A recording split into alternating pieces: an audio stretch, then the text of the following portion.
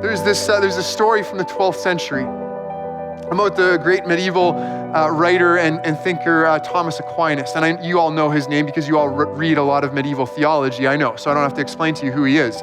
But he was a great theologian, and he is visiting Pope Innocent II. And Innocent wasn't really living up to his name ever. And in this instance, he was counting a huge stack of money, kind of, I would imagine, gleefully with a cackle in his voice, like, "Mwah!"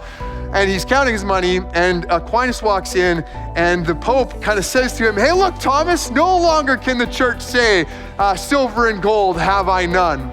And Thomas Aquinas says, "Well, that's true, but neither can the church say, 'Now arise and walk.'" See, there's nothing wrong with silver and gold inherently. There's nothing wrong with wealth inherently. We read in Acts chapter 2 that the disciples had stuff. They were selling it, giving it to the poor, that they were using their homes as places where people could gather and worship together. There's nothing wrong with money, especially when it is used for hospitality, when it's used to serve, when it's used to help the poor, when it's used to bless and serve the kingdom. Nothing wrong with that. The problem is when we trust in it. When we think that our money is going to save us, when we think our worldly status is somehow going to save us. See, Jesus said that it was harder for a rich man to enter the kingdom of God than for a camel to go through the eye of a needle. It's not impossible, but it's really hard.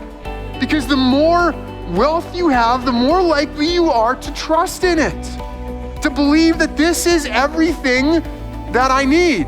This is what's going to save me. And the more you trust in your wealth, the less access to spiritual power you have. And this was Aquinas' point, that if the church is all about money, you're not going to have, you don't need faith in Jesus. You're not going to rely on that. See, this is always a temptation, and it's a temptation for churches too. And I know I've mentioned this a bunch of times over the last 4 months, but I'm going to keep on mentioning it because I really want us to guard against this temptation.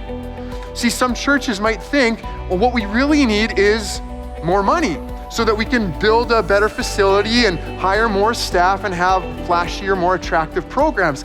Nothing wrong with any of that stuff inherently. I don't know if you've noticed, but kind of built a new facility and we kind of like it. We kind of think it's really great and it's an amazing gift. I love it.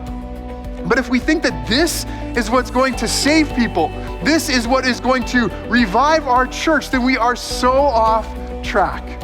Because it's all about Jesus, right? Have I mentioned that before? It's all about him.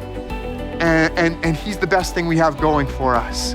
And so we cannot fall into the trap of trusting in this, in worldly things. It is always faith in Jesus. It is always Christ who saves. That's where our trust is.